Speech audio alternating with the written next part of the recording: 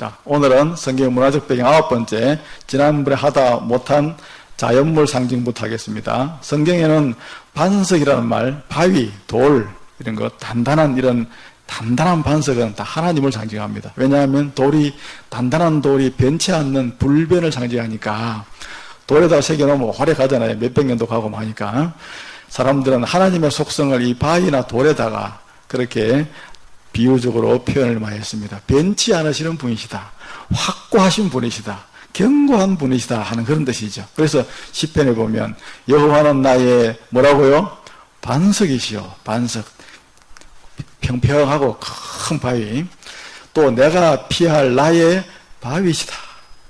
마태복음 16장 18절 내가 이 반석 위에다가 내 교회를 세우겠다. 베드로가 주는 그리스도시요 살아계신 하나님의 아들입니다 하고 신앙 고백을 하니까 네 그 신앙 고백 위에다가 그 확고한 그 신앙의 그 반석 위에다가 신앙 고백 자체가 반석이라고 말한 겁니다. 반석 위에다가 내가 내 교회를 세우마 이렇게 약속해 주신 것입니다. 베드로전서 2장 4절에 보면은 예수님을 뭐라고 했냐면은 보배로운 살아계시는 돌이라고 했습니다. 어떻게 하나님을 돌로 표현하냐? 이스라엘 사람들은 아주 견고하고 흔들림이 없는 존재는 돌에다가 비유를 했기 때문에 이렇게 예수님을 살아계시는 돌이라고 표현한 겁니다. 또 요한계시록 2장 17절에 보면은 장차 이기는 자에게는 내가 감추었던 하늘의 양식 만나를 줄 뿐만 아니라 흰 돌을 준대요. 흰 돌. 흰 돌이라고 하는 것은 두 사람이 옛날에 이제 예수님 시대에 경기를 하다 이기면 그 승리자한테 주는 하나의 그 표식이었습니다. 하얀 돌은. 그 돌은 하얗다는 말은 정결하다는 말이고 돌이라는 말은 변치 않다는 말이니까 당신의 이 승리는 변치 않고 확고하게 불변할 것이다 하는 그런 의미로 주었는데 예수님께서도 우리가 이 땅을 살아가면서 열심히 살고 사탄을 이기고 그렇게 살다가 올라오면 승리자의 표시로 하얀 돌을 하나씩 주신다고 합니다. 돌 그거 나한테 무슨 필요가 있겠나 생각할지 몰라도 우리는 다이아몬드 한 100개 받은 것보다도 그 이상의 가치를 지녀서 지금 이렇게 요한계시록에 요한이 이렇게 말하는 겁니다. 바위 반석돌은 하나님을 상징한다. 햇빛과 그늘은 우리가 생각하는 거와는 반대 개념입니다. 우리는 햇빛이 비치면 해가 비치면 좋은 날이고 그늘이 지고 비가 오면 안 좋은 날로 생각하는데 이스라엘 지역은 이게 하도 황량한 이렇게 광야 지역에 많아 놓으니까 해가 나면은 못 살합니다. 사람이 뜨거워서. 오히려 그늘이 져야 그게 하나님의 은혜입니다. 해가 막 비치면 사람이 막 죽고 싶은 마음이 들 정도로 그렇게까지 무더워집니다. 그늘이 지면은 너무너무 시원하니까 이 두 가지 개념이 우리하고는 다르다는 거. 햇빛은 저주를 상징하고 그늘은 은혜를 상징합니다. 그래서 요나가 해가 뜨니까 이 해가 뜰 때 동풍까지 이렇게 불어오니까 뜨거운 요나의 머리에 막 쪼이니까 요나가 혼미해가지고 나 죽고 싶습니다. 하나님 나를 죽여주십시오 라고 말하는 것이 이 해와 뜨거운 동풍 때문에 그렇습니다. 엘리야도 하루길쯤 광야로 들어가서 저 로뎀나무 아래, 이게 로뎀나무인데 로뎀나무 밑에 그늘에 앉아가지고는 내가 죽었으면 좋겠습니다. 이 더위에 이 떼양볕이 내가 견디기가 어렵습니다. 그러니까 해가 내리쬐는 거는 어떤 저주를 상징하는 그런 표현으로 성경은 많이 나옵니다. 대신 그늘은 하나님의 은혜죠. 여호와께서는 내 오른쪽에서 내 그늘이 되신다. 태양이 여기서 남쪽에서 이렇게 동에서 떠서 서로 지나가면서 요리 비치니까 하나님께서는 오른쪽에 딱 서 계셔야 우리에게 그늘을 딱 지어주는 거죠. 우리는 그늘이 져도 비 오고 난 다음에 보면 해가 이렇게 쨍쨍 나고 나서 비가 오고 나면은 굉장히 무덥잖아요. 근데 이스라엘 땅은 그렇지 않고 그늘만 지면 무조건 시원합니다. 그건 아주 건조한 곳이기 때문에 이게 그늘이 졌다 이 말은 아주 시원하게 됐다 하는 그런 뜻입니다. 이게 그늘은 하나님의 은혜를 상징합니다. 그 다음에 이 텐트, 장막, 우리 한자말로 장막, 영어로 텐트. 이거는 그 다음에 그 새의 날개, 그 다음에 옷자락. 우리는 이렇게 옷자락이 없는데 이게 겉옷을 입으면 겉옷 자체가 이렇게 옷자락이 이렇게 길잖아요. 풀렁풀렁하게. 우리 옛날에 한복 두루마기 입듯이 그걸 상상됩니다. 이런 것들은 다, 보호하심을 상징했습니다. 하나님께서 우리를 보호하신다 할 때 날개로 우리를 덮어주신다. 또 옷자락으로 우리를 이렇게 덮어주신다. 하나님의 장막으로 우리를 인도하신다. 이런 표현들. 이것들은 다 우리를 보호하신다는 그런 의미로 이스라엘의 광야의 생활을 하던 그 이스라엘 사람들이 자기들 문화적 배경에서 그렇게 하나님의 보호하심을 이렇게 표현했습니다. 오늘날로 바꿔서 말한다면 뭐 대전차 열대를 갖다 우리에게 주셨다. 뭐 그렇게 말했지만은 그 당시에는 그런 게 없었으니까. 시편 15편 1절에 보면 여호와여 주의 장막에 머무를 자 누구며 주님의 텐트에 머무를 자가 누구겠습니까? 여기서 장막은 성막을 말하죠. 성막은 하나님의 그 집 텐트에 있으니까 하나님의 그 성막에 누가 그곳에 올라갈 수가 있겠습니까? 하는 그런 뜻으로 하나님이 계시는 곳, 그것을 장막으로 표현하고 있습니다. 시편 57편 1절에서는 내 영혼이 주께로 피하되 주님의 날개 그늘 아래에서 이 재앙들이 지나기까지 피하리이다. 이렇게 표현하고 있습니다. 하나님한테 뭐 날개가 있느냐 아니라 하나님의 보호하심이라는 뜻입니다. 룻이 자기 그 보아스한테 말할 때 보아스가 자고 있는 그 밭가로 가가지고 자고 있는 발꿈치에 살살 들어가가지고는 깜짝 놀라서 보아스가 깨니까 당신의 옷자락을 펴서 당신의 여종을 덮어서서 지금 덮고 있는 그 이불을 나한테 덮어 주옵소서 이런 뜻인데 당신은 나의 보호자가 돼 주소서라고 하는 그런 의미의 유대인들이 하는 말입니다. 여자가 남자한테 당신의 옷자락을 펴서 나를 덮어줘서 이 말은 나와 결혼하여 나의 보호자가 돼 주십시오라는 그런 의미로 사용합니다. 자, 그래서 그때 옷자락을 펴서 덮는다 이런 말들, 장막, 날개, 옷깃 이런 것들은 다 보호하심을 상징한다. 성경에 보면은 우리가 나시린이라는 표현이 많이 나옵니다. 나시린은 구별되었다 한 뜻입니다. 구별된 사람이란 뜻이죠. 삼손, 세례 요한, 사무엘 그런 사람들이 다 나시린이었는데 나시린은 그렇게 유명한 사람만 되느냐? 아닙니다. 아무나 될 수 있었어요. 아무나. 이 성경에 구약 율법에 내가 하나님 앞에 특별히 구별하여 내가 일정 기간을 정해가지고 한 달이면 한 달, 1년이면 1년, 10년이면 10년 정하는 것은 본인이 정하면 됩니다. 한 달 이상 정하면 되는데 요 기간만큼은 내가 하여튼 술, 담배도 끊고 그다음에 텔레비도 안 보고 하여튼 음식도 내가 딱 가려서 먹고 하여튼 간에 내가 최대한 경건하게 살아가면서 하나님을 위해서 내가 헌신된 그런 삶을 한번 살아봐야 되겠다. 요즘도 그런 때가 있잖아요. 왜 우리가 고난주간 같은 때 이럴 땐 특별히 한 일주일간 우리가 나시린으로 사는 거랑 마찬가지죠. 그러니까 그때는 TV도 안 보고 하니까 보통. 그러니까 이스라엘 사람들은 이제 레위인들 혹은 제사장들은 그들은 태어날 때부터 운명적으로 그 사람들은 하나님을 위해서 평생을 살아가야 되는 사람들이니까 그 사람들은 놔두고 그런 사람들 말고 일반 그냥 보통 사람들 중에서도 나도 레위인은 아니지만은 당신들처럼 나도 한번 그래 한번 살아보고 싶다. 성전에 가서 나도 성전 안에서 보고 살든지 사는 거는 성전에 가서 살아도 되고 집에 가서 살아도 되고 그거는 이제 관계없는데 나도 당신들처럼 그렇게 특별히 하나님 앞에서 헌신되게 한번 살아보겠다 하면서 마음, 생각, 말, 행동, 음식 이 모든 것을 다 이렇게 딱 이렇게 구별되게 그렇게 살아가기로 결심한 사람을 나실인이라고 합니다. 우리는 그런 의미에서 보면 평생 나실인으로 살아가는 사람들입니다. 성도들은. 근데 율법에는 그렇게 해놨는데 나실인이 되면은 세 가지를 금했어요. 절대로 술에 취하면 안 됩니다. 술을 만드는 재료인 포도도 먹으면 안 돼요. 생포도도. 하여튼 술하고는 완전히 그냥 딱 스스로 금하도록 그렇게 했습니다. 그 다음에 머리를 깎으면 안 됩니다. 나실인 서운하는 기간 동안에는. 한 달 동안 서운했으면 한 달 내내 머리가 아무리 장발처럼 길어도 절대로 머리를 깎으면 안 되는데 이 머리라고 하는 거는 내 위에 있는 무언가거든요.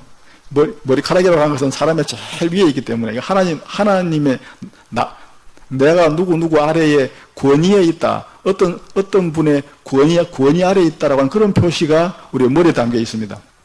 그러니까 남자들의 머리를 안 깎고 여자들의 머리가 긴 이유는 남자의 권위 아래에 있다고 하는 그런 의미도 있다고 고린도서에 보면 나와 있습니다. 이 머리를 안 깎는 것은 내가 하나님의 권위 아래 하나님의 온전한 나는 어떤 하나님의 사람으로서 내가 지금 살아간다 하는 그런 의미거든요. 그래서 머리를 절대로 깎지 말라는 것.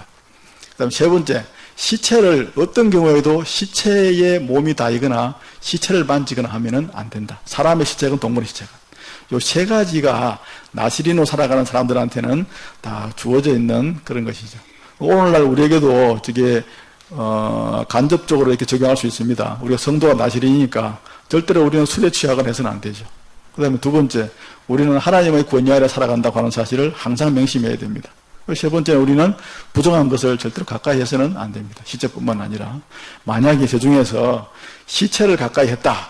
그러면 지금까지 해왔던 만약에 한 달을 서원을 하고 29일을 경건하게 잘 살았는데 30일째 그만 본의 아니게 시체를 만졌다. 그러면 앞에 했던 거 전부 다 무효. 그 다음에 이제 머리를 가서 싹 이렇게 밀어 빼야 됩니다. 밀고 처음부터 다시 또 해야 돼요. 다시. 그래가지고 그런 제도가 있었습니다. 그래서 이제 머리를 밀고 희생제사를 다시 하나님 앞에 죄송합니다 하는 그런 의미를 담아서 제물을 갖다 바쳐 제사를 드리고 처음부터 다시 시작했습니다. 그러면 나시린의 서원이 다 끝나면 어찌 되느냐 그러면 한 달을 다 채우든지 1년을 채우든지 다 온전하게 다 채우고 나면 역시 하나님 앞에 이제 다 채웠다고 하는 것에 대한 감사의 제사를 드립니다. 제사를 드리고 그다음 이 제사를 드릴 때는 제사를 하나만 드린 것이 아니라 세 가지나 드렸어요. 번제도 드렸고 화목제도 드렸고 속제도 드렸습니다. 그러니까 나시린 서원을 한 사람이 서원을 마치려고 하면 돈이 많이 들었어요. 이거는 비둘기 바치는 게 아닙니다. 소나 양이나 이런 거 최소한 양이나 염소 같은 걸 많이 바쳤는데 이게 나시린 서원은 하여튼 돈이 많이 들었다는 것도 우리 참고적으로 알아놓으면 좋겠습니다. 번제를 바치고 따로 화목제를 바치고 따로 속죄제를 바쳤습니다. 그 다음에 이번에는 이제 진짜 다 마쳤으니까 아까처럼 시체를 만져서가 아니고 이제 다 마쳤으니까 이제 머리카락이 더 이상 이제 나는 이제 하나님의 어떤 그런 절대적인 권위에서는 이제 벗어나서 내 나름대로 제 주관대로 사는 사람이 됐습니다 하는 그런 의미로 머리를 다시 한번 깎습니다. 깎고 그 후에 일반인으로 돌아갔습니다. 사도 바울도 보면 선교 여행을 다 마치고 예루살렘에 왔을 때 그 정결 예식을 행하는 중에 이런 말이 있습니다.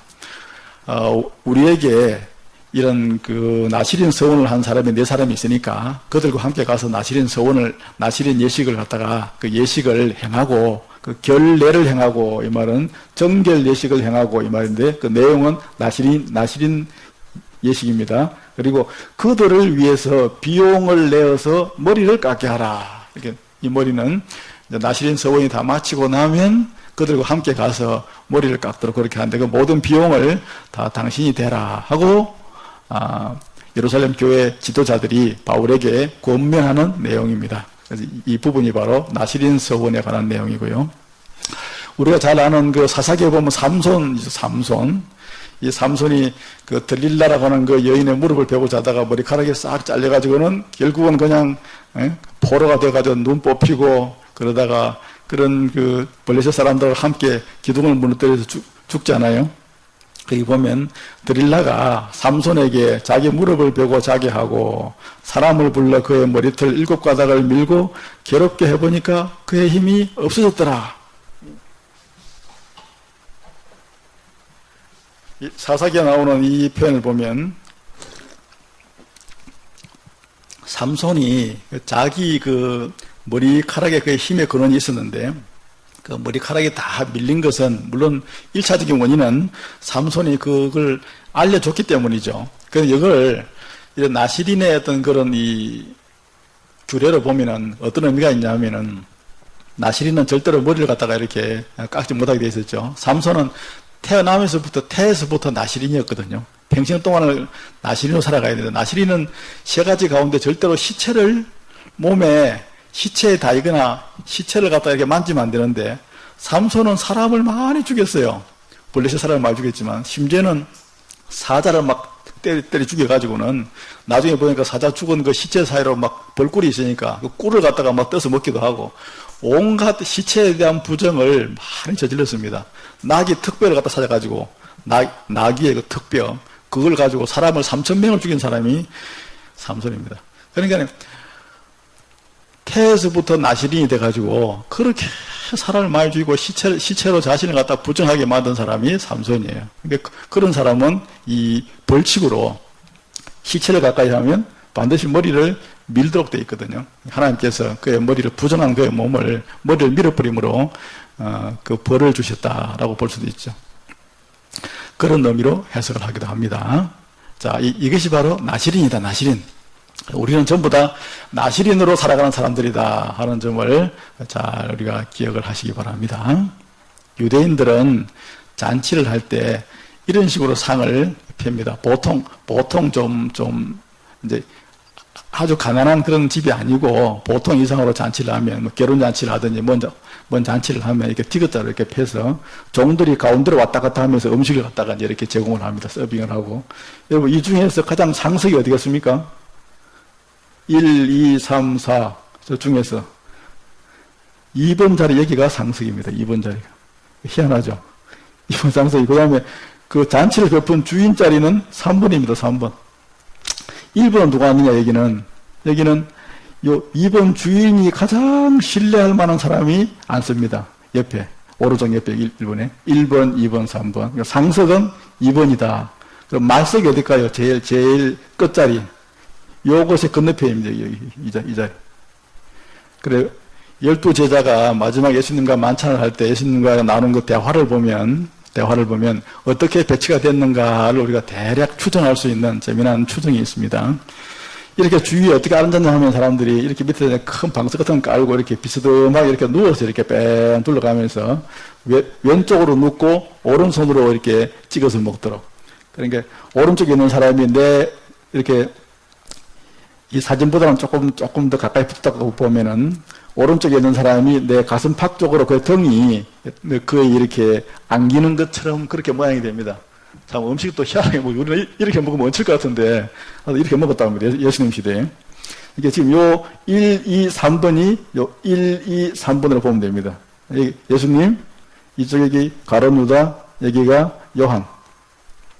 여기는 이제 왜 여기가 이제 가룟 유다냐? 이 잔치를 총 이렇게 회계니까 차린 사람이기도 하고 예수님의 그 묘사를 보면 요 자리가 가룟 유다가 돼야 맞습니다. 여기는 요한이 돼야 맞고요.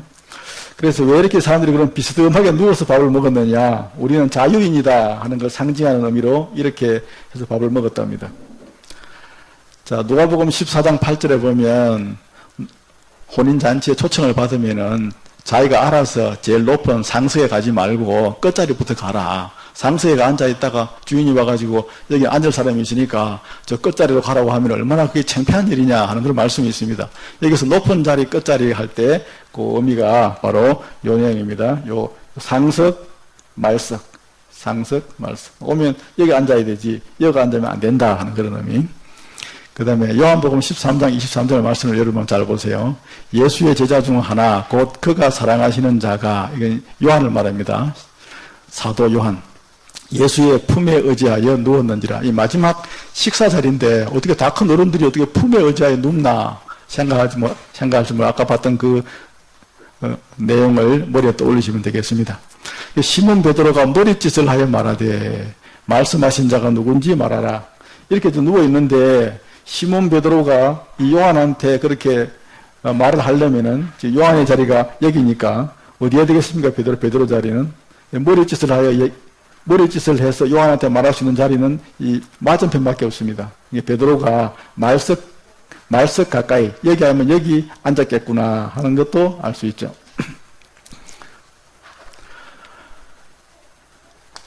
예수님께서 어디에서 말하기를 누가 예수님을 파는 사람입니까? 하고 대체 그 누군지 한번 이렇게 물어보라고 이렇게 말을 하니까 주님 누구입니까? 하고 요한이 물으니까 예수님께서 뭐라고 말씀하시냐면 내가 떡 한 조각을 적셔다가 주는 자가 그니라 하고는 한 조각을 적셔서 가롯 시몬의 아들 유다에게 주셨다고 이렇게 말씀하고 있죠.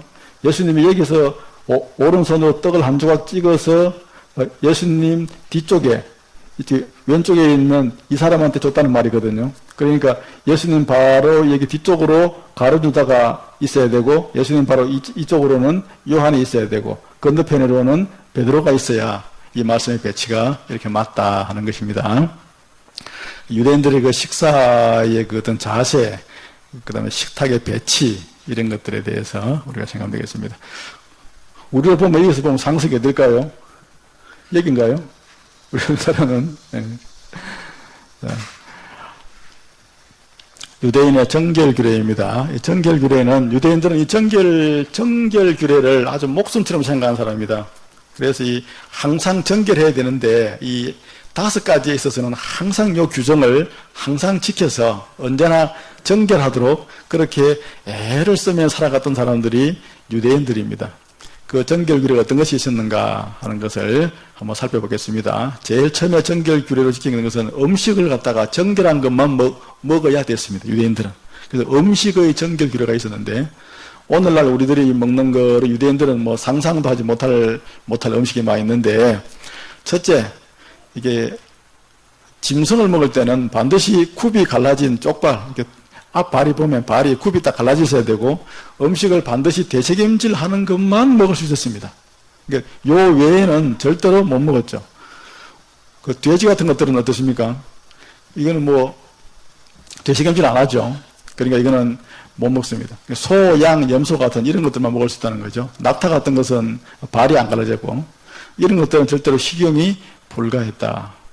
우리는 그 돼지고기를 굉장히 좋아하는데, 전부 다 다들 성경적으로 보면은 먹지 못할 음식입니다. 이거는 구약 성경에 나와 있는 건데, 지금은 신약 시대니까 우리가 구약 시대의 음식 규정을 문자적으로 지키지 않아도 되긴 됩니다. 그러나 구약 시대에 나와 있는 이 음식 규정을 따르면 우리의 건강에 말할 수 없이 유익합니다. 가능하면 돼지고기는 안 드시는 게, 좀 적게 드시는 게 건강에 훨씬 유익하다 하는 점은 우리가 생각해 볼 필요가 있겠죠. 물고기는 반드시 물고기의 정상적인 행상을 가지고 있는 것만 먹게 했습니다. 비늘이 있어야 되고 지느러미가 있어야 됩니다. 그러니까 장어 같은 것들은 비늘도 없고 지느러미 있지만 비늘이 없죠. 이런 것들은 먹지 못하도록. 그러니까 우리가 맛있게 먹고 잘 먹는 것들이 대체로 보면 성경에서는 못 먹을 음식으로, 먹지 말라고 하는 음식으로 저렇게 해두었습니다. 이것은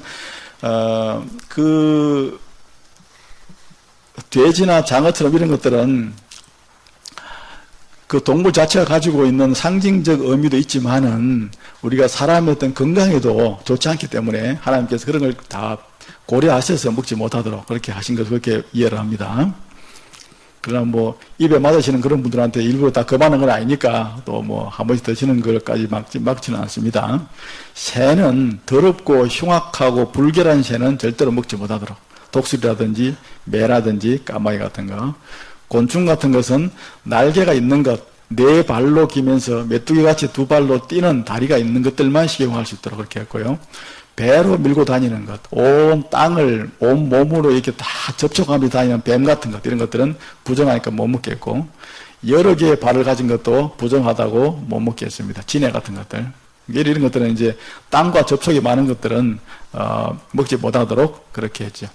그러니까 음식을 이렇게 딱 나누어서 이런 것들만 먹도록 철저하게, 지금도 유대인들은 이 음식 규례를 물론 당연히 이대로 지키고 있습니다. 그래서 음식에 관한 정결 규례가 있다 하는 거. 두 번째는 아기를 낳은 그 아기들 엄마들, 산모들이 지켜야 될 정결 규례가 있었습니다. 이것은 유대인들은 철저하게 지켰는데, 구약의 모세 율법에 다 이렇게 정해놓은 거니까, 아들을 낳았으면 40일 동안 부정하고 딸을 낳았으면 80일 동안 부정하도록, 그 이후에 성전에 올라가서 제사를 드린 이후에 이제 정결 예식을 치른 이후에 정상적인 생활을 하도록 그렇게 했습니다. 아들인 경우에는 40일인데 딸은 80일이고 딸이 배로 많죠. 이 40일 중에서는 7일 동안은 특별히 부정했고 33일 동안은 다른 사람을 접촉하지 못하고 집에만 있어야 되는 그런 기간이었고요. 딸인 경우에는 14일 동안은 부정한 상태라서 이 부정한 상태에 있는 그 기간 동안 다른 사람과 접촉을 하거나 다른 사람을 만나거나 하면 그 사람도 같이 부정해지기 때문에 절대로 밖에 나가거나 다른 사람을 만나거나 하지는 못했습니다. 그리고 이 기간이 지나고 나면 이제 성전에 올라가서 집비둘기와 산비둘기로 제사를 드림으로써 이제 정상적인 상태로 돌아왔습니다. 누가복음 2장 21절에 보면 할례할 8일이 되매 그 이름을 예수라고 칭하고, 그 다음에 모세의 법대로 정결 예식의 날이 참에 산모의 정결 예식의 날이니까, 지금 마리아는 아들 예수님을 낳았으니까 40일이 지났다는 말입니다. 40일 후에 아기를 데리고 아기 예수님을 데리고 예루살렘으로 올라갔는데 이는 산모의 정결 예식을 위해서 집비둘기나 혹은 산비둘기를 가지고 정결 예식을 마치는 제사를 드리려고 함이었다 하는 말씀이 누가복음 2장 21절에 나오는 이 말씀이 되겠습니다. 자, 이 외에도 나머지 세 가지가 더 있습니다만은 이 부분은 다음 주에 살펴보도록 하겠습니다. 이런 정결 규례가 있었다. 이거는 우리의 삶에 우리가 그대로 적용해서 다 받아야 될 그런 부분들이기 때문에 다음 주에 한 번 더 소상히 말씀을 드리면서 그 부분도 같이 살펴보도록 그리 하겠습니다.